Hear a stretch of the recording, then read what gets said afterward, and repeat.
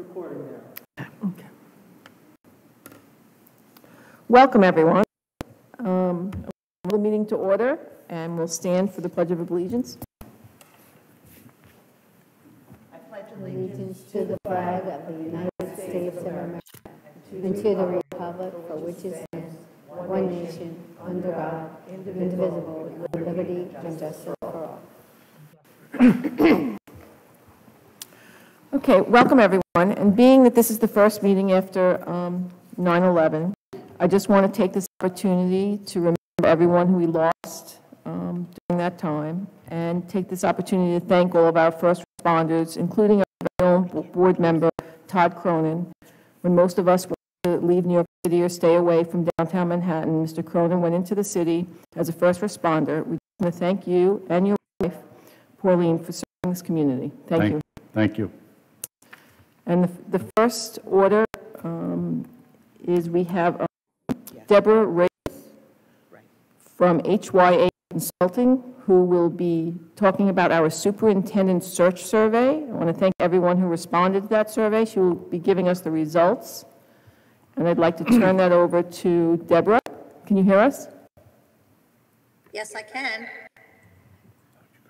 Is Brian putting up the PowerPoint, or you just want me to go through Yes. it? Yep, it's up now. Oh, okay. Okay, great. Okay, so Superintendent Search, you can go to the next one, please. So the survey talks about vision and values, teaching and learning, community engagement, and management. The survey is divided up into different parts, and as you go through the survey, you'll see that. Next slide. Next slide, summary of the survey results. So it was an amazing 472 people responded to this survey. That's an amazing number. That would be an amazing number for a district of 8,000 people. I know your district is obviously terrific about responding to surveys, but it was quite impressive. I want to please point out that you have parents and guardians of 322 with children in the public schools, and we got 54 students, and that ended up being because the government classes gave the students the link, and so students went on when they had time and answered the survey, so that was also great. Appreciate the administrators, the people who didn't have children in the schools, the faculty, and support staff also for filling out the survey. Next slide. So this is people were asked to rank the overall quality as strongly agree or agree, and this is the average of all of the respondents, the 472.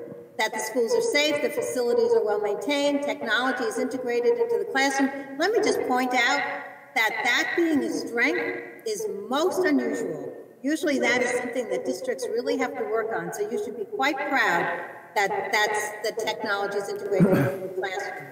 And that's a strength that people see. And the district employs effective teachers, administrators, and support staff, and the district is fiscally responsible also. Something we should be very proud of and not taken for granted. Next slide. So these were the district challenges that came out.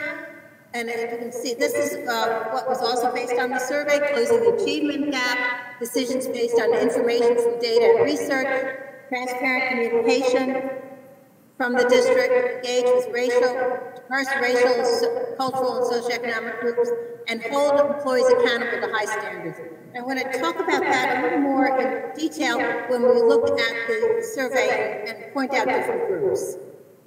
Next slide.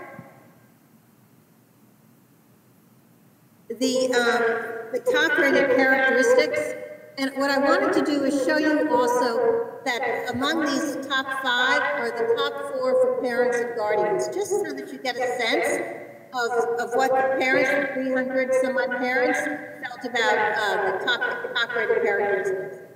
And as you'll see, it's the importance of personnel, recruiting the right kinds of personnel, high expectations, foster a positive professional climate, demonstrate a deep understanding of educational research and emerging practices, and provide transparent communication. And it also goes back to what we were talking about with the challenges. Next slide.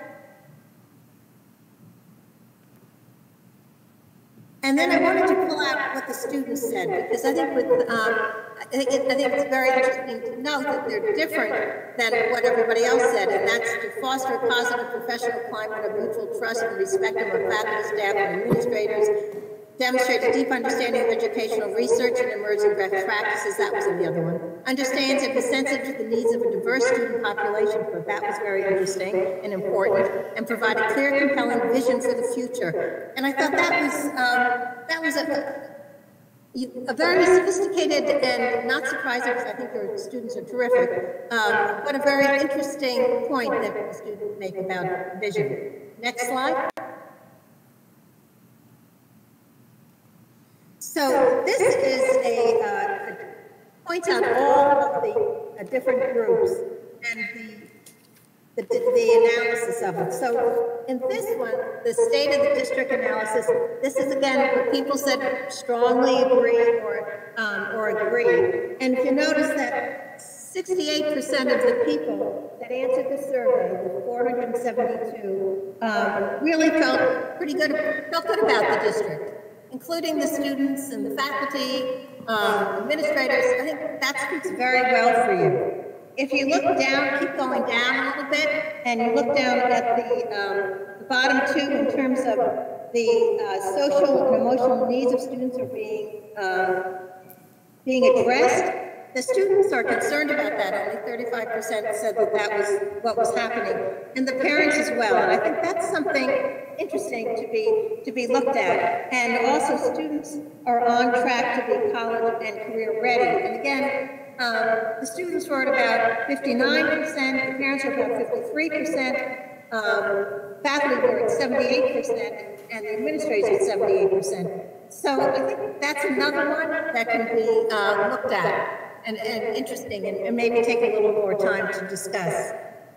Next slide. And this goes back to what one of the issues was in terms of employees are held accountable to high standards, and the students felt just had 50%, 52% felt that way, parents 49%, whereas faculty was 90% and administrators 67%. Again, interesting. And also that support staff is about 50%, and support staff sees a lot of what's going on in the classroom. So I thought that was an interesting one as well. Next slide. So this one is talking about the characteristics for the next superintendent, and it was you're asked to take 4 statements that are most important in selecting the next superintendent. And if you take a look at recruiting, including employer and recruit effective personnel, and you look at where it was interesting, where the faculty are at 32% and the students at 28%, thought that was interesting. And establish a culture of high expectations, where the administrators were at 44%, whereas the faculty took that very low in terms of what they thought was important, 14, whereas the parents thought that was important at 51, and the students were sort of mixed on that, as well as the support staff. Next slide. So after having gone through the entire survey and having spoken with several people in the district, these are what I think were the desired characteristics: a focus on academics, hold themselves, meaning the next superintendent, accountable, as well as the faculty and staff. People talked about, and particularly when I met with some people, about hands-on, because it's a small district, and the superintendent wears a lot of hats, as do your assistant superintendents. And a charismatic leader, transparent in terms of communication throughout the district, and also with your parents, and visible. Visibility was important as well. And of course, they have to be eligible for New York superintendent certification. So that was the survey, and I think it really did represent what seemed to be I heard as well when I met with some people. And so the next step is start recruiting, which actually I spent a lot of time on today, and spoke with several people. There certainly is an interest in your district, and it has a wonderful reputation. And so I think we'll be able to get a very interesting group of people for the board to meet with. And so that's where we are in terms of the search process. It is a confidential search. We talked about that. It's very important to be a confidential search, with the board being the ones that will be interviewing the candidates, because otherwise you won't get the quality of candidates that you want. In this day, when everything is very public and online, and on YouTube, when I recruit someone, that's the first question they ask is it a confidential search? So I'm hoping to get some great people for the board to meet with. Any questions from the board? Any questions?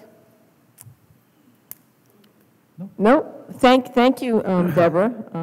It was a very interesting survey, and I think we all have some additional information now from the community. It's very impressive that we had over 400 people fill out the survey.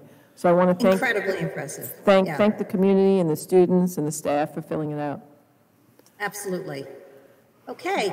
Thank you very much. Okay, bye-bye. Thank you. Bye. Okay, next is correspondence. Ms. Santos. Sure. So all the correspondence was by email, and the first correspondence was on July 21st. Patrick Scalamiglo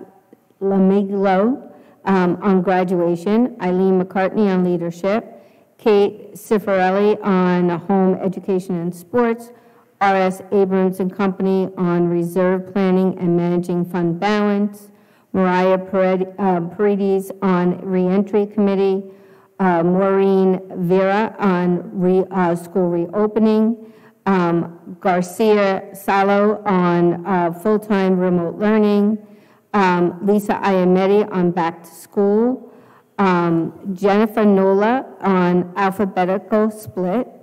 We have Nelson Iacolona on reopening committee, Garcia Salo on Board of Education workshop, Michelle Romano on teacher assignments, Kenneth Altamirano on reopening, Pauline Cronin on BOCES and transportation, Maria Grady on back to school, Nelson Iacolona on reopening, Garcia Salo on reopening, Leslie Arnettos on school reentry planning, Monica Altamirano on questions regarding kindergarten hours, Jennifer Scammell on reopening, Christine Godwin on kindergarten full day, Ornella Pepe on kindergarten, Christine Callie on kindergarten, Lisa Winter board questions, Christine Launer on thank you, Lisa Kieran on questions for the meeting, Nelson Iacolona on reopening, Monica Altamirano on kindergarten tables, Michael Rich on Section 8 fall sports, Greg Coach on detours due to road work. We have Michael Rich on Section 8 sports postponement. Mariah Paredes on seniors. Joseph Curcio on bus transportation. Gail Singer on stylus pens. And Nelson Iacolona on updated guidelines. Okay, thank you, Ms. Santos. Okay, before I turn it over to the superintendent, Dr. Seinfeld, I just want to inform the community that we do have several committees that is a mix of sometimes board members, administrators, and sometimes board members, administrators, and the community. And these are the District Reentry Committee, the District Academic Committee, we have a District Safety Team. So I think what we'll do is Dr. Seinfeld will first do a first report on the reentry committee and then turn it over to Mr. Cronin, who will finish that up. And then we'll turn it over to Ms. Castrogiovanni on the academic committee. Thank you, Mrs. Kowalski. So thank you to our Board of Education for all your support, and of course our entire learning community. We had a wonderful reopening thanks to all of the hard work and planning that took place throughout the spring and into the summer. I think you also are fully aware that we did have to test our medical systems as well as our communication systems with the Nassau County Department of Health, and I'm pleased to report that we're able to reopen schools tomorrow. We had a district reentry committee meeting yesterday afternoon. We spoke about how the first week is going in areas including, but not limited to, arrival and dismissal, temperature checking, the health questionnaire, face coverings and breaks, movement throughout buildings, the use of desk guards, student supports, protocols if student or staff become ill with COVID-19 symptoms. And we also talked about something that's on the agenda for this evening for the Board of Education's consideration, which is the possibility of permitting the community use of outdoor facilities. Mr. Cronin, I think you might want to add some color commentary to what I've shared so far. Thank you, Dr. Seinfeld, and thank you, Ms. Kowalski. I just want to, on behalf of the board, I'm sure I'm speaking, just the amount of work that has gone into getting the school open and the meetings that myself, Ms. Santos, and Mr. Jabosi have attended. It's just never ending, the amount of hours and everything. So I say on behalf of the board, thank you to everybody. It's just been listening and going through all this stuff. It's been amazing. And actually, a big thank you to the custodians, because they are really working. Every time we come out into the school for a meeting or something, they're cleaning, they're wiping, so they're really working. And even the administrators and everybody went over and above, thank you. So I think that was a big part of it. Thank you, Mr. Cronin. Just to go back to what Dr. Seinfeld was saying, with the dismissals, the arrival and dismissals, I know there was some discussion on the hallways. I think now, instead of it being one way, they're going to put kind of dividers in the middle so that the students can on one side and the other, so that it could go one way and students go the other way. I think this is going to cut down on time getting to classes. I think that was one of the questions. That's correct. Just to clarify, that is at the high school only. Yes, at the high school. Ms. Lasher had brought that up. The desk guards seem to be working well. I know with dismissal at the high school now, I believe it's going to be by grade. Correct? So I think that's going to alleviate some of the backup or whatever. The arrival, they're saying it is working very well. The security staff is really being helpful out there with the cars and getting people in and out. There hasn't been that many backups. I know there is a problem at Vernon with the traffic light. I think it's the cars coming out. It doesn't time right, so it's kind of getting a backup. I know myself and a few other members are trying to work on getting that adjusted. So I guess the traffic ought to be green longer for the Vernon exit to get more cars out.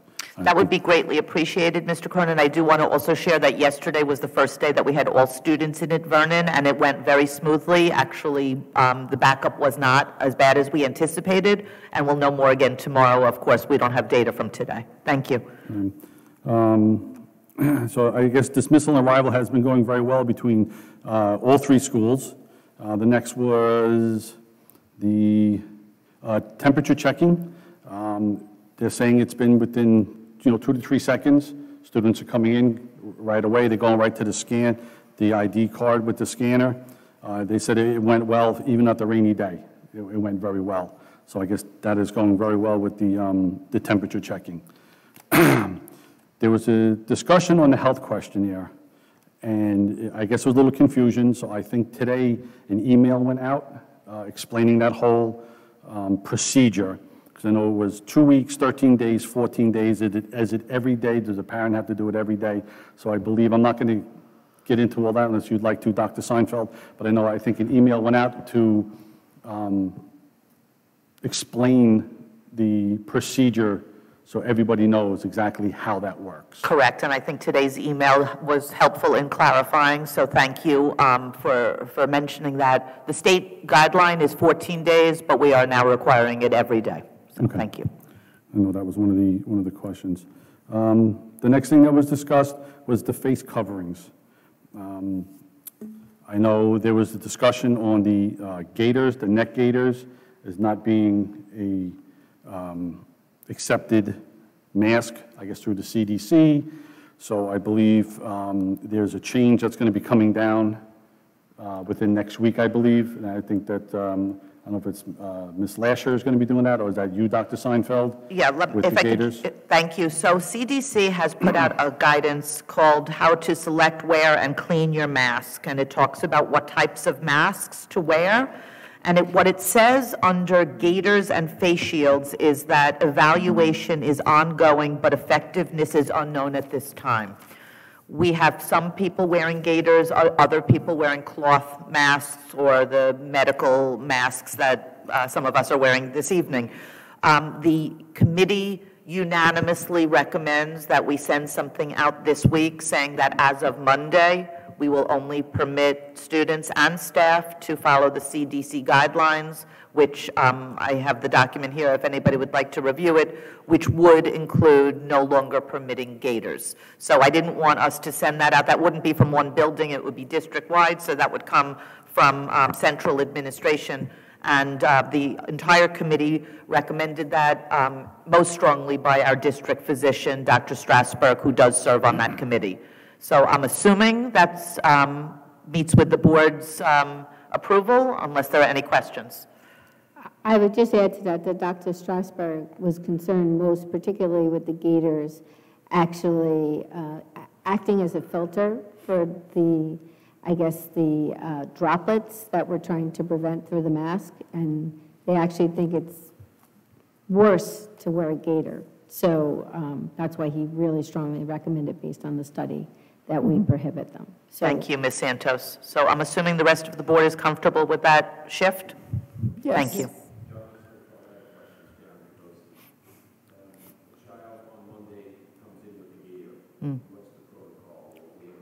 We have masks available for students and staff who don't have them, but we will certainly message. And we didn't want to make this the next day because we figured some families may need the weekend to purchase or secure masks, but we, of course, will have replacements just in case. Thank you for the question. Are you seeing a lot of students wearing the gaiters? No, the majority are wearing more traditional masks. Thank you. Next was the movement throughout the buildings. I spoke a little bit earlier. The stairwells are still going to stay the same at the high school. It's up in the mornings and then down in the afternoons. There's 7 minutes in between classes. It has been going very well, and I think now dismissal is by grade on the floors, correct? It's going to be floor by floor on the grades? Yes, and they're looking at the ways to make that as efficient as possible. Just to clarify one thing, the staircases are marked one way up or down throughout the day, but at dismissal, they're all down, and at arrival, they're all up, just so, thank you. The use of the desk guards. I know Roosevelt and I believe it's Vernon, they're going to stay on the desks. Now at the high school, they're going to be cleaned, like we see when we come to meetings. They're out there cleaning them, so now they're going to pick them up in the morning, correct? And Yes, so the first day, or maybe it was 2 days, we were having the students report to their first period class where the desk guards were already installed. We shifted, and it's worked very well. I have to tell you, our students are amazing. They're so mature. It looks like they've been walking around with these desk guards for their entire lives. They pick them up when they come in. They carry them around. I know there was a question from a community member, so I do want to address that they are cleaned at the end of the day by our custodial staff. You could see stacks of them out here on your way in and out this evening, and it's been working very well. There was also a question about these clips that you could see here on your desk and the replacements.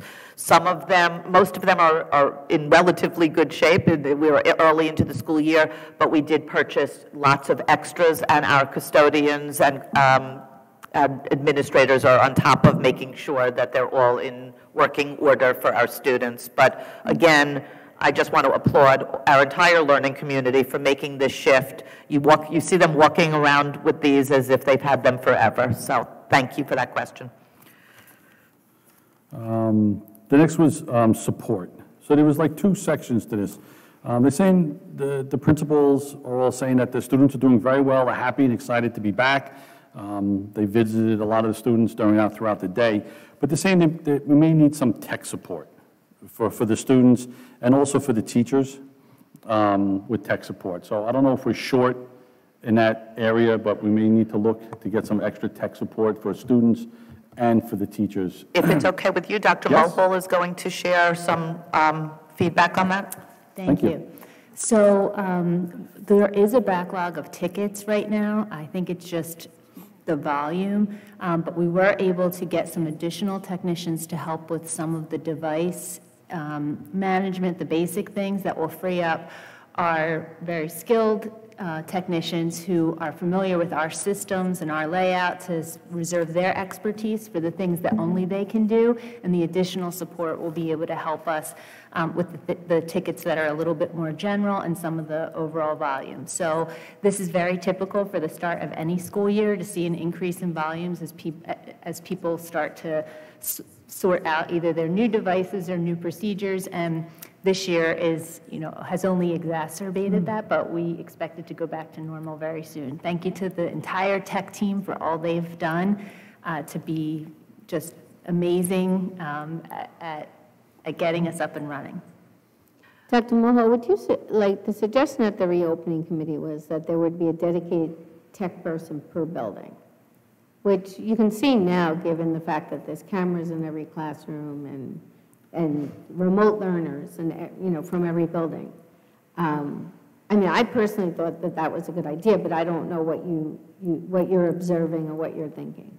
The way that I've asked the same question, but the way that we have structured the division of work, there's a lot of overlap, but people have certain specialties that go K-12. And so some people specialize in software, other people specialize in other pieces or components of the job. So I think if it were some basic, for the most basic assistance that's needed, we can certainly look at that. I wonder if it's more that people are looking for someone to be alongside them and help them with some new skills in terms of the teaching, or if it's more the technical pieces. So I need to dig a little bit deeper into what the ticket requests are and the nature of those to better understand the type of person that would best meet that need.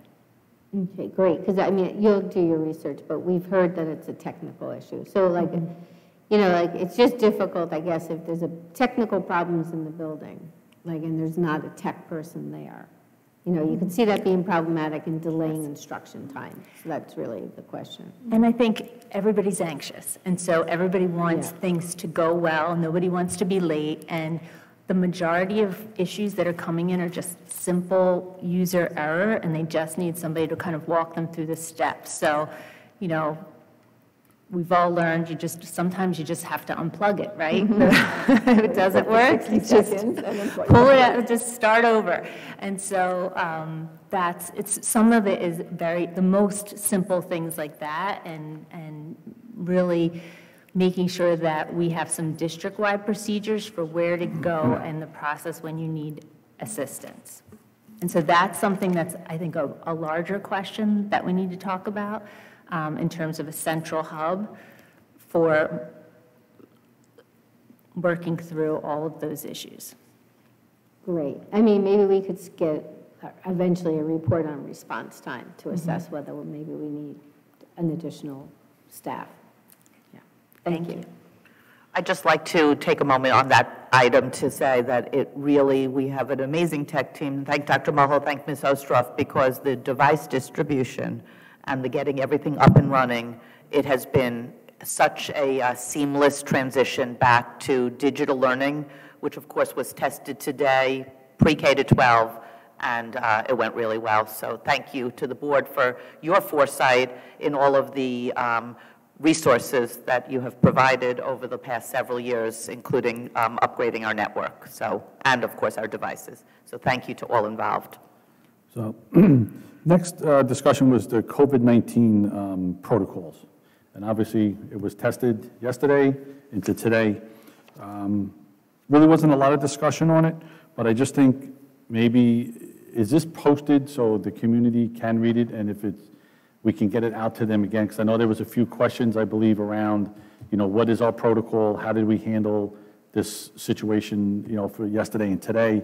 So maybe the community just really needs to see it again or hear it, and, this way they know exactly what the protocols are. Yes, and I already followed up with that suggestion. I took the opportunity today, and I know we did get a community member question for the Board of Education about tracing protocols and specifically once a case is reported. So I would just like to share with you that the partnership that our COVID coordinator and I enjoyed over the past 24 hours with the Nassau County Department of Health, it was really very, very effective. They were very responsive. The contact tracing that they did and the case evaluation that they concluded today was really very well done. As part of the email that I just sent this afternoon, you probably didn't have a chance to see it yet, about the fact that we are reopen tomorrow. At the end, I did include a few links that include our protocols that are exactly what we talked about in terms of, there were some questions today from some family members. Will my child possibly have to quarantine? And the answers are all in the documents in terms of the answer to that is no, unless they're contacted, but it's all outlined in the links that we forwarded to the community this afternoon, and they're all posted on one section in our reopening section of the district website as well. Great, thank you. Yeah, and I want to thank you for that as well, because watching the seamless change from in school to online with my daughter was pretty amazing, and she felt like it was a real day that she went into. And also that, we think that, after speaking to Dr. Seinfeld as well, that this is probably going to be the state of the school district until this is over, where we find out someone might be positive. It may take a day to do contact tracing, and then we'll reopen the schools once that's finished and after they're clean. So it might be something where we're going to online and in person and shifting at a last minute's notice.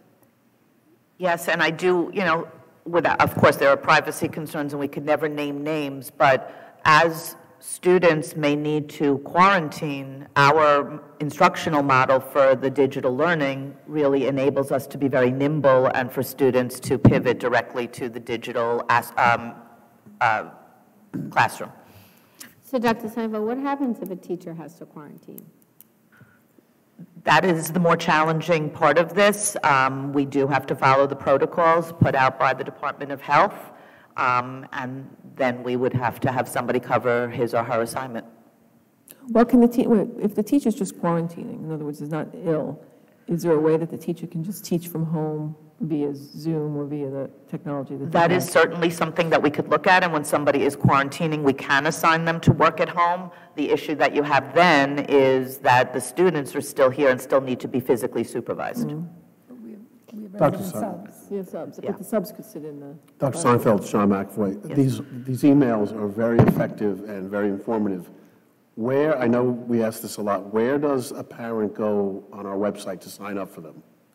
On the very front page of the website, on the bottom right of the screen, there's a spot for sign up for community email. Now, the emails that have gone out recently, if you have a student in the school, you get them because they're through Blackboard, but we also have the email notification that people can sign up for who are community members who are just interested in staying abreast of district updates. So thank you. Dr. Seinfeld, in speaking to other community members of other school districts, their school districts have hired additional teachers that are floaters for these type of situations that we're talking about when a teacher has to quarantine. Now, they are larger districts than ours, but is this something maybe we should think about as we, as we are confronted more and more with the possibility that a teacher could quarantine? Yeah, I mean, someone certified in the case. I think that's a great point, and we'll definitely go back and talk about where our greatest needs might be. Thank you. Although on that point, don't you think it would be better if we had the teacher actually who's teaching the class, teaching even if it was from home, and then a sub in the classroom just with the kids? Otherwise, it's almost like having just a sub teaching.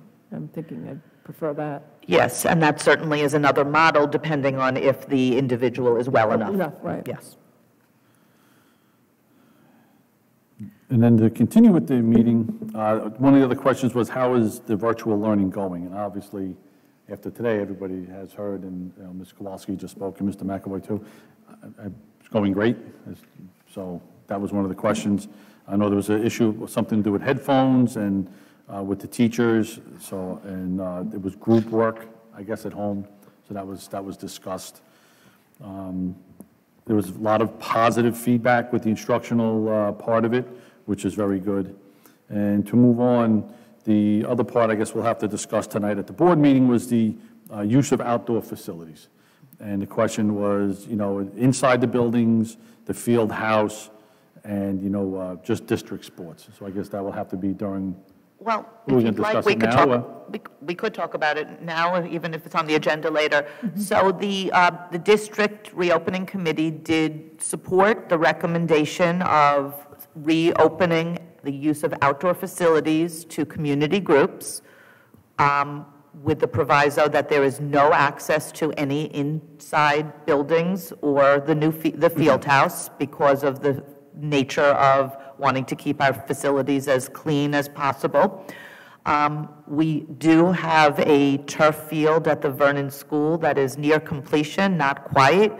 So I wanted to know if, first of all, if the board was willing to consider the use of district facilities for community use, and how you feel about the possibility of the turf field, which in my opinion should remain first used for our own students and student programs.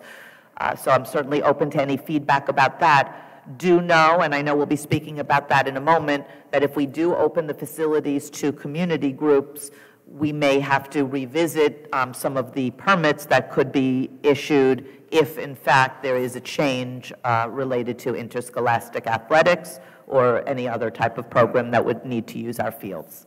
So, Ms. Kowalski? Is there something that we can do to make sure that the community groups that are using our facilities outside are maintaining social distancing, and so that it's not contributing more to our problems of COVID? Yeah, I mean, we could certainly make sure that any community group knows that if they are using our facilities, then guidelines need to be followed. I think our attorney would like to opine. Yes, thank you. So if you are going to open up your facilities for the use by the community, they are required to file essentially a reopening plan, which lists the protocols that they have in place, very similar to your reopening plan on a smaller scale, so that you know that they are adhering to the guidance of the Department of Health as well as complying with all of the governor's executive orders. So that would be a requirement if somebody were to apply for a permit.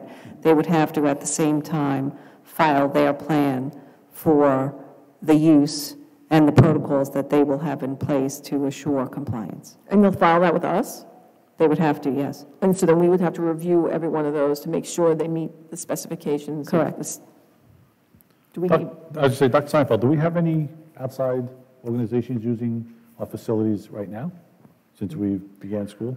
No, we don't have any outside groups using our facilities outside of school, but we discussed that that's not, in our first phase, we had not planned to permit that, but if the Board of Education is comfortable with it, we did talk, Mr. Cipriani and I discussed it with each of our principals. They would be comfortable with it as long as it's outside only. I did not know that they each have to submit a reopening plan of their own, so we would have to communicate that to those community groups. But with that proviso, would anybody have any concerns about doing so? And I also wanted to know your thoughts about the brand-new turf field.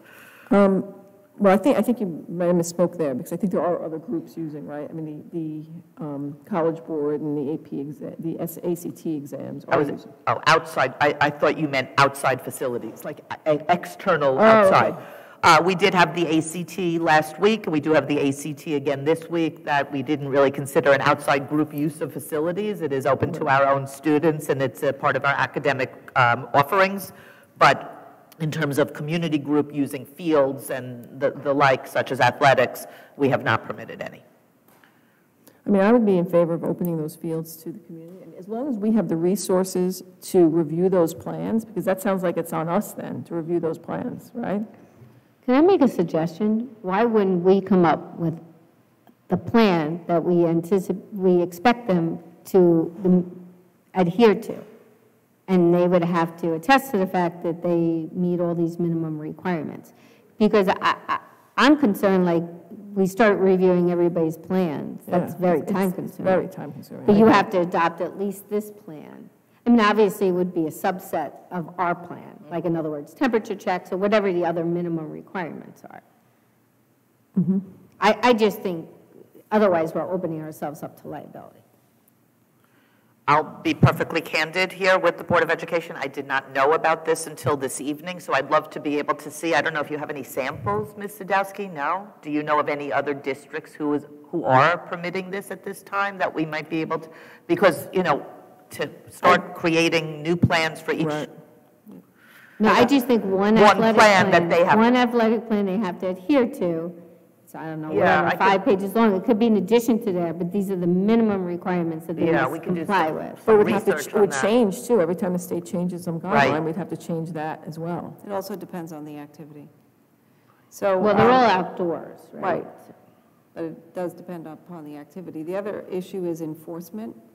By the way, I don't know of any other district that is currently permitting outside groups to use their facilities. That doesn't mean that they're not, it's just I don't know about it. But you've got an enforcement issue as well. If people are on your grounds and they're not adhering to, let's say, the protocols that we set up, you've got an enforcement issue as well, and I would be concerned about fines from the local police or whoever is enforcing. But you think they would fine us for a third party? They I mean, may. Really? They may, you don't know. Are there any potential liability issues if somebody was to? I think if you follow that process where you have the permit, if you decide to set the minimum requirements, then it's on you. If you have them set them and review them, then it's on them. It shifts the liability a bit. No, I want them to adopt the ones that we're requiring them to. No, adopt. I understand, but if for whatever reason something is missing and somebody gets sick, then you've just adopted the liability. Okay. That's why But we could also, if somebody submitted their permit and submitted a plan and we didn't find it acceptable, then we you don't have could to grant reject the it, permit. not approve it, correct. Maybe easier. Okay, so there's a lot of issues that we have to think about. That is a lot, and now does the CDC or the New York State Department of Health have some type, like for opening schools, there was extensive guidance and checklists that we had to follow. Is there such a thing for community groups that we could take a look at? It depends upon the use. So it's whatever bucket you fall into with respect to your community use. So let's say it's an adult soccer league. Yeah. They would have to follow the protocols for that sport, which has been issued by the Department of Health. If it were for an outdoor concert of some sort, they would have to follow the protocols for arts and entertainment. I mean, if you look at each of the industries and the phases, there is a protocol for almost all of them. But it would depend upon the use. I mean, I can think of you could have an outdoor art gathering. And remember, the restriction on numbers still exists, so it's a maximum of 50 people. So you could never have more than that, including participants, spectators, and whatnot. So, like Vernon Field, we have, let's say, a baseball field and a couple of lacrosse fields. That's 50 participants, right? Is that in that whole field, or is that in each field?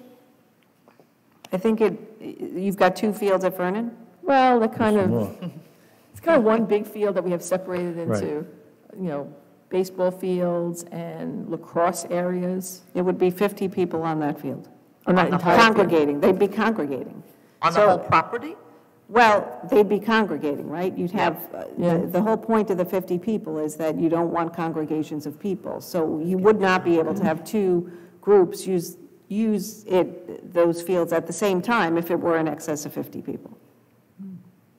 And we could get fined for that 50 people. I think you could. So then maybe, I take that back, I may not be in support I of it. think I'm changing my recommendation. Right? This sounds So if you very, used, if you had a soccer game on the turf field and a lacrosse game on the grass field, you're way over your 50 right there, and you Yeah. couldn't have. This is Darren Person. How would that be congregating if you have, I mean, the size of the field is totally vacant. I don't know if that number. next to each other, I think we'd have to define congregating. On a baseball field, and completely on the other side of the field is a softball field. If there were two games going on, people wouldn't be congregating. They might as well be at two entirely different locations. Right, so we had this very same issue when the discussion of graduation occurred, and that's why there was a separate executive order for graduation. And even with the 150 people that were permitted to attend graduations, we had a number of inquiries. If I have 150 people here at one side of the high school, and if I have 150 people at the other side of the high school, and you're really stretching, it's 150 people on the property. So if we call it a. But in this case, it's 50. If we call it a graduation, we could have 100. I will also share with you, and maybe Mr. Cipriani has different information, but I have not been approached by a single community group asking to use our facilities. Now, maybe they know it's because we're not permitting it at this time, but based on all these restrictions and possible liabilities, my thinking has changed a little bit as a result of this conversation. I don't know about the rest of you. Mine too. How about you, Ms. Castrogiovanni? Yeah, because there's just too many variables. Right. It might clean up, but not right now. No, I mean, especially the turf field, we just spent a lot of money on that. So I definitely would like to see our district have first game on it, or whatever you want to call it. And then now with the law that Ms. Sadowski just said, I think we'd really need to look into that for liability reasons. Yep.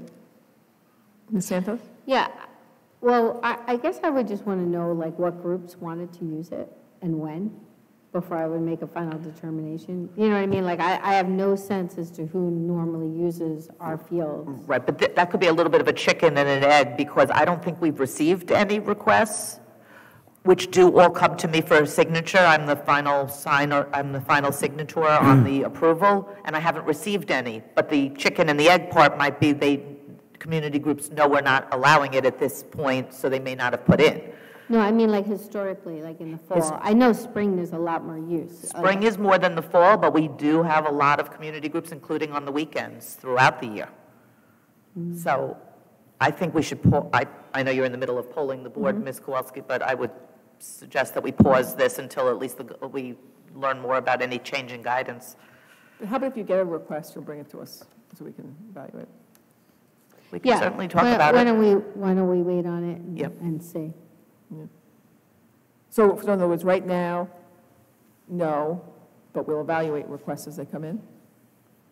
I'm fine with that. Well, I don't think, this is Darren Jabrosi, I don't think you're going to get any request if it's stated on our website that no outside activities are to use our facilities. So you're not going to get requests. The reason it's on the agenda is I feel community groups have asked about outdoor activities, since the town is allowing outdoor activities to use their fields for practices and some sport games. I think all the residents see them going on in town. You know, I don't think we've ever had an outdoor art gallery or concert, so we can take this in a million different ways. I just find it,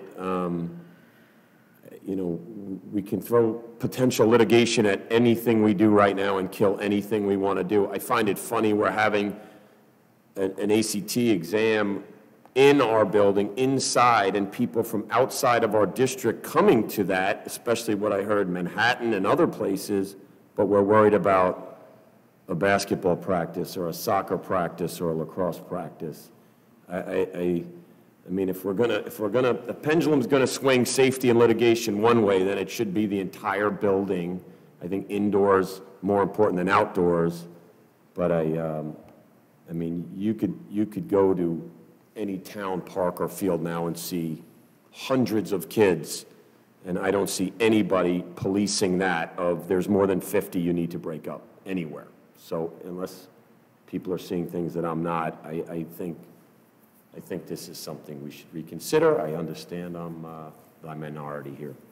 No, I actually think that you make a very compelling argument. I think these are taxpayers. They should have access to our facilities outdoors. We're not asking them to come in. We've limited the use to only outdoors. And we should consult with the town of Oyster Bay as to how they've accepted these plans that we're required to accept to be compliant with the governor's orders and how they mitigate their liability. I mean, I'm, just because of the town, I mean, no one may be policing the 100 people that are hanging out. I don't think that that's a good idea to have 100 people hanging out. No, I'm not saying that. Yeah. I'm saying how do they get the plans? Like, how is the town of Oyster Bay Do checking we the really plans? have the capacity right now to review all these plans and do all that? I think we just have to wait. I mean, that's my opinion. I mean, I agree. I would like it in the future, but I think at this point, I think we should wait to see. Right, it's John McAvoy. Hopefully, it will change soon. But right now, I think it's too onerous, and it's, again, it might change soon, and they'll be able to use the fields. And I think the AP exams and the ACTs, I mean, that's core to our curriculum. I mean, we have to improve our test scores. That's what our students need to get into college. It's extremely important to all academics here. I mean, it's just one of those things that we, in my opinion, has to go on. So I think it's different than use of our facilities by community groups that may not even be have our students involved. But should we be bringing in outside students? Well, I don't think you have a choice with the College Board. I think if you give an AP exam, an ACT exam or a SAT exam for the College Board, you have to accept who applies. You can't limit it to only your students. So we think it's better to have an ACT exam inside our building that we're trying to protect, and anyone from anywhere in New York, including New York City, can attend, but we don't feel opening up a basketball court for 10 kids to practice on would be worse. Well, no, Litigation. if we can limit that amount of kids and we can be sure of that and we're not violating that 50-person rule, yes. If we can control the situation like we do in an SAT where they're sitting at desks, they're 6 feet apart, they have to wear the masks, and they're in our control because it's our teachers who are proctoring these exams and it's our school facility and we're cleaning it. So it is a different situation. I think if we could, that's why my thought was if somebody applies and they have something like, you know, a small soccer league or something like that where there's only going to be 10 or 15 people, no people coming to watch, where we could violate that rule. I just don't know how we can have that going on now and have our own people evaluate those plans to see if they're safe, see if they meet the guidelines, and when we're not even really involved in policing that. So why do we have to police it? Why can't they just make an attestation that they are compliant with the guidelines, right? And the permit limits the field use to 50 people. To the number of people. Or the number of people. And the question is, could we be indemnified for any fines by these? You could. So you could put in there that if we were ever fined because there were 100 people or 50 people, that they would indemnify the school district and pay our fine.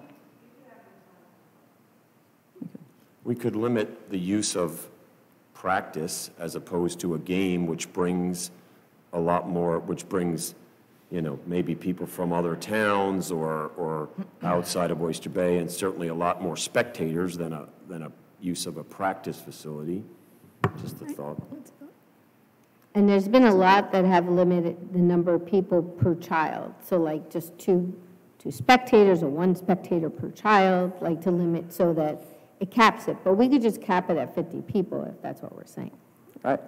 And we The can permit itself would be issued for no more than at these particular hours. And then he'd have to space those permits so they had like 15 minutes to get off the field before the next group. or even have each participant sign a waiver or release of what they are doing. I know there is a town flag football league going on that there were hundreds of kids there, much more than 50 on one facility. We've all signed waivers attesting what, but I mean, it wasn't, it was multiple hundreds. Just to go along with Mr. Jabosi with the waiver. That's not right, right? I don't know if it's right or not. I don't know if it's right. All I know is it's being done on town fields. I can't imagine that, I mean, I guess I could imagine. But I just saw something that gets into ensuring that everybody's filled out a waiver, who's collecting the waivers, maintaining the waivers. That's how. I was just going to say what Mr. Jabosi was just saying with the waiver. I play softball on Thursday nights in Glen Cove, and it's the City of Glen Cove's fields, and we have to fill out the waiver for COVID-19 and everything else. So that may be a thing we have to do, is the waiver on COVID-19 and whatever our rules are. So Ms. Santos, going back to Ms. Santos's point about perhaps the next step would be to inquire of the town exactly what guidelines they have in place and what plans they've required of the groups using their facilities, and I could report back to you. Yeah, that would be great. Dr. Seinfeld, I just want to confirm, when we do have students in taking ACT or SAT exams, we thoroughly clean those classrooms and desks after those Oh, tests. yes, and as Ms. Kowalski said, social distancing and face covering wearing is required. Right, because those tests are important, that our students continue to have the ability to take them. Thank you. And they would have to follow, whatever outside group would have to follow those protocols, entering and exiting the fields, they'd have to be in their face covering, et cetera. Well, I think that's the key, is right, you have to make those protocols. Right. You know, and So- what is their plan? So let me reach out to facilities in town of Oyster Bay, and I'll report back. Okay, great. Is there anything else, Mr. Cronin? So I think the last two things was just to monitor and evaluate the plan on how it's going. If there needs to be any adjustments. And the committee's always looking for feedback from the community and everybody. If there's any situations or problems, you know, send, I guess, Dr. Seinfeld an email with your concerns, and when we have a meeting, we'll discuss it and try to correct it if we can correct it. And that was it. Thank you, Ms. Kowalski. And was there any talk about bringing the seniors back and allowing the seniors to leave campus?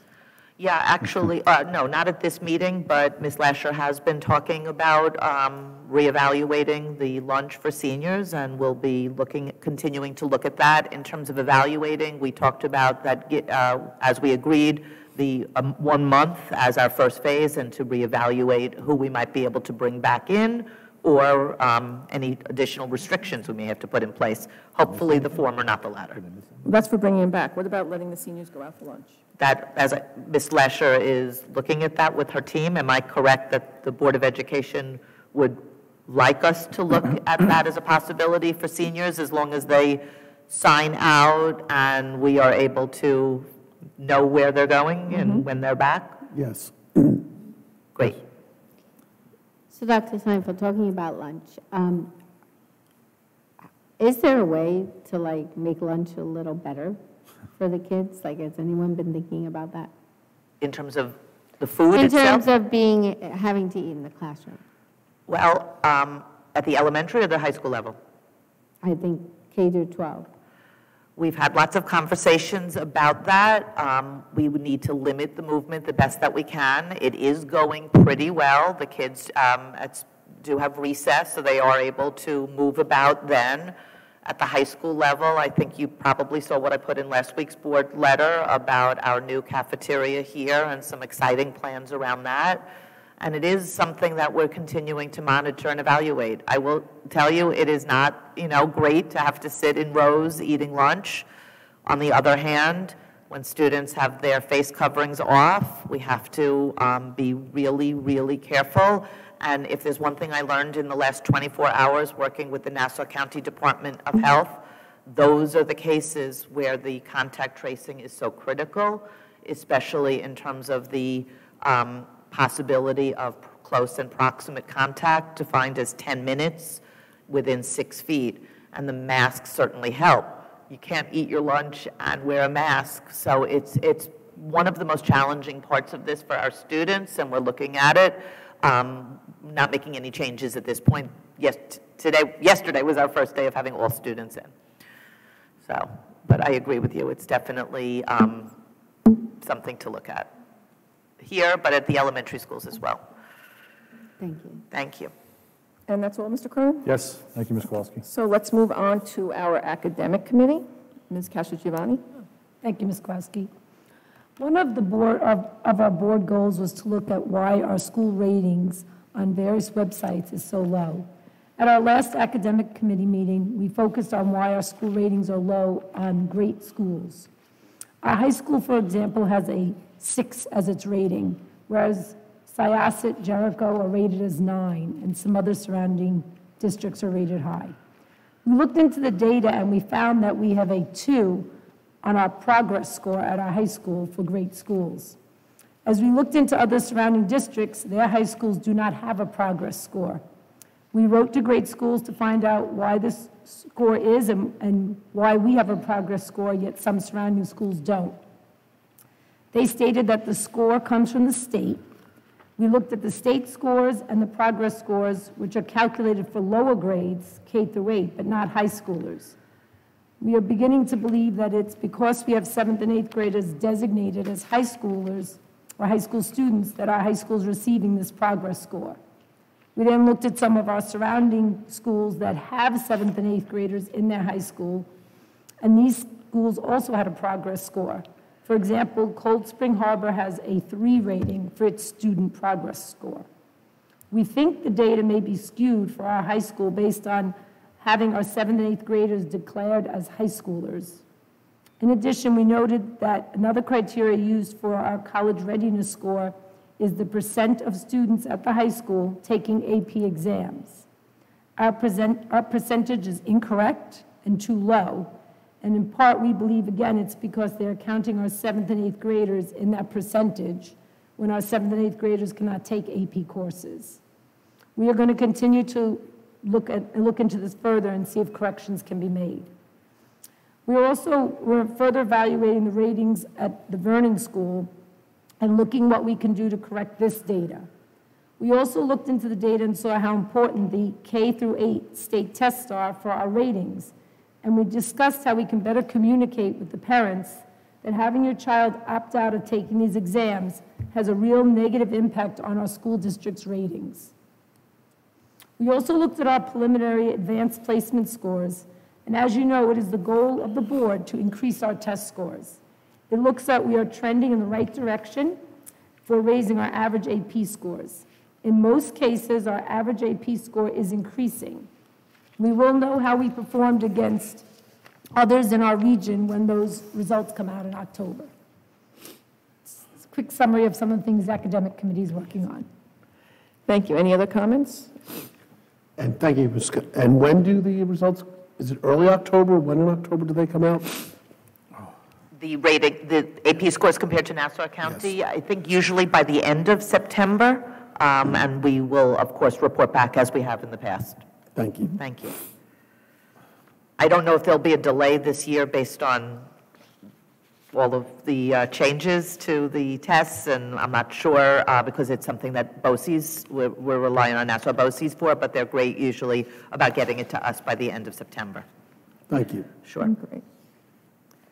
Okay, approval of minutes. We still have... I missed the safety team. Yep. Mr. Cronin again. Thank you, Ms. Kowalski. Mr. Cipriani, want me to start, or would you like to start? Okay, and I'll jump in.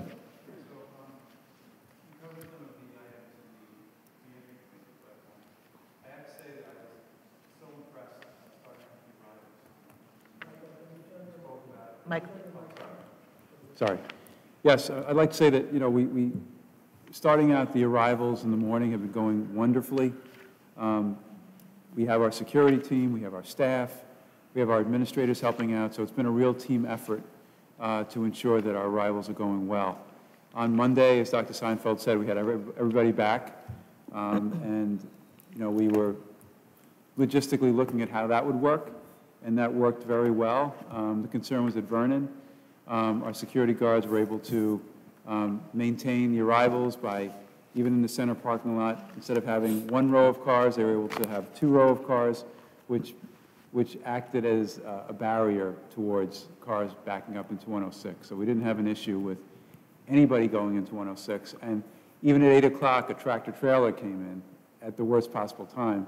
It was diverted out, and we still didn't have any backup. So it's been going very, very well. So I'm very encouraged by that. Part of that is we have some additional security guards that have been working at all of our buildings. So we've added some of those, and thank you, Mr. Cronin, for some of your recommendations for some of those guards. Other items that we spoke about was a new camera server that's been added, so we can add up to 300 additional cameras on that server. So that's going to be something that that we can use going forward, especially with the turf field and those areas. We want to get some cameras out there as well. We updated all the LED lights around Vernon. So if you go at night, you see the lights are very bright, a big difference towards what we, you know, as compared to what we had in the past. So that's a big improvement. Mr. Cipriani, I know I questioned this during the meeting. Are we going to try to do that to all the schools now, to get rid of the sodium Yes. lights? Yes, we Change are. them over to LED lights, a lot Yes. brighter and more cost efficient? Absolutely, yeah. And there are rebates on those lights too, so we save money on that as well. We also have a great partnership with the Nassau County Police Department. Officer Krakowski is at all of our safety committee meetings. He, as well as Mr. Cronin, we're going to help with the traffic light at Vernon to keep the green light going longer. And thank you again for Mr. Cronin for his input on that.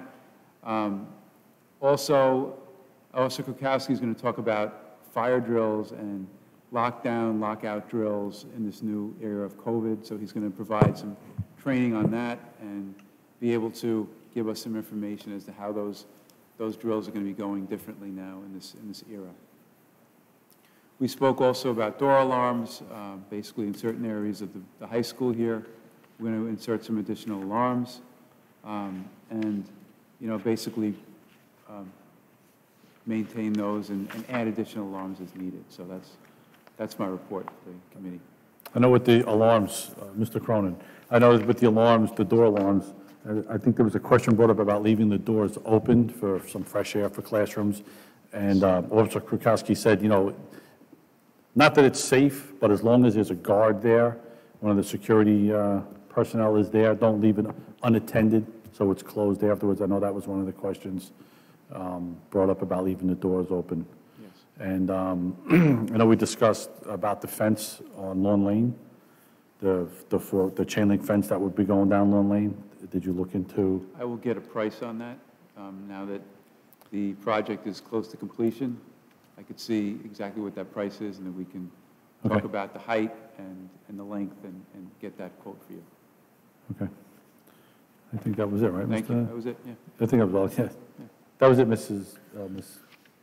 Kowalski? Thank you, Mr. Cronin. Okay, now on to approval of the minutes? No, there's one One other more? thing, Ms. Kowalski, under, No, my athletics- report is athletics. Didn't we just do that when we did that with Mr. Cronin on the reentry? Or did you want to, is there more? Well, I think we just wanted to talk about the letter to Section 8. Yes. I'm So sorry. there is a draft letter to Section 8 on behalf of the Board of Education. I'd be happy to co-sign it with the Board of Education related to allowing low-risk sports to begin and advocating for a reversal of the current decision. I don't know if the Board of Education had a chance to review the draft, but I'd like to know if there's any recommended edits or revisions to it. If not, we can send it tomorrow. It's good to me. Yep. Mr. Cronin? Nope, it's fine. Letter looks good. Will we post it on our website as well? Sure, we can. Great. Yep, okay. Mr. Jabosi? All good. Okay, great. That concludes my report. So now that's done. Now on to the approval of the minutes. Approval of the minutes for reorganization meeting 7/14/20, the workshop meeting 7/28/20, the business meeting 8/11/20. Do I have a motion? So moved. Do I have a second? Second. Any discussion? All opposed? All in favor? Aye. The business facilities report. None at this time, thank you. None? Okay. Personnel actions.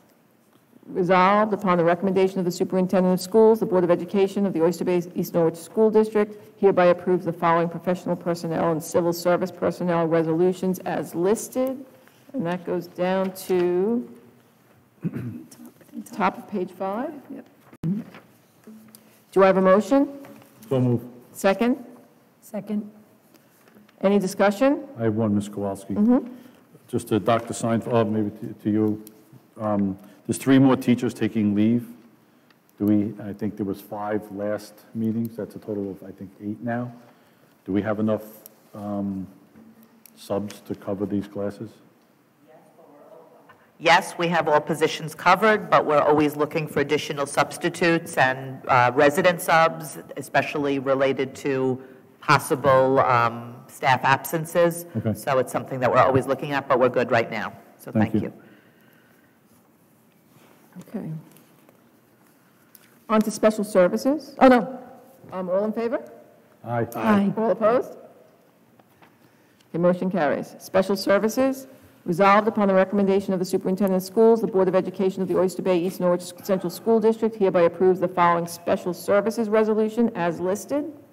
Do I have a motion? Second? Second. Any discussion?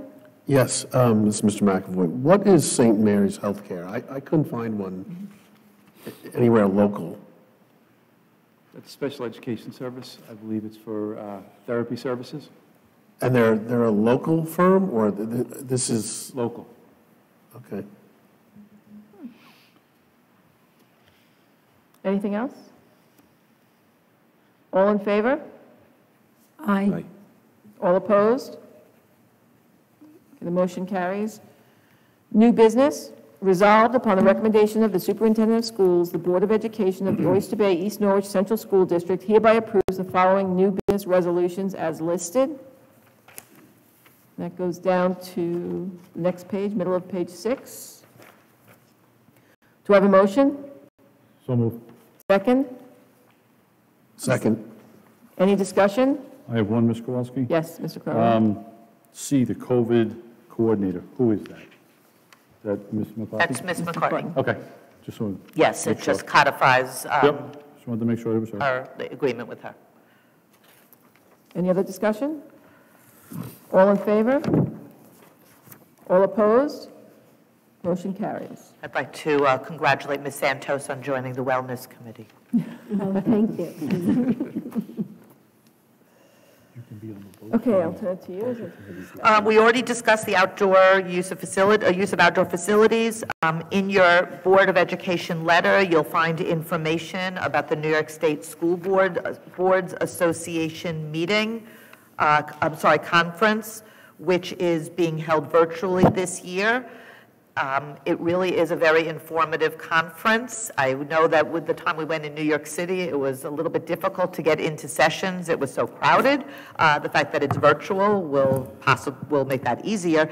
In any case, there is a pre-convention law conference on October 21st and 22nd. And then the convention itself is on October 27th through 29th. Again, it's all virtual. If you are interested in attending, Ms. Nolan will register you. Please let her know or let me know, and we'll make sure to take care of that. Or does anybody here now know that you would like to attend? Okay, so if you are interested, please get back to me. Do we have meetings that night? I assume we can find somewhere online what are the topics that are being... I could send it to you in the packet as well. There is an outline of workshops, so I'll send more information this week. Dr. Seindel, is that during the daytime? Yes. Okay. So I think we have the 21st and 22nd of October. We have meetings that week? I think we may. Most of the sessions are typically during the day, but Okay. I'll look and see if there's a schedule at a glance and include it in this week's packet. Okay, thank you. Okay, on to Friday packet. I have a question, and I would like, it sounds really interesting. The snow day pilot program. Does that mean that there will not be snow days this year, that we can pivot to online learning whenever there's inclement weather? That is what it means, and I think that for the most part, it's a very positive development, especially since we have the digital learning in place, which would mean that if we want to follow that, and I'm not sure if it will be my decision or my successors because of the timing, that then everybody could make their plans for knowing that the snow makeup days we built into the calendar would be untouched. So I think it's a great proposal. I think that everybody from students, staff, families would appreciate knowing that their calendar remains intact. I do think that some of our students who, when I see them here the day before a big snow, they do try really hard to get me to commit to calling the snow day so that they can have that day at home. But I do think it's something that we should strongly consider. Yeah, definitely. But, I mean, we could have a situation where you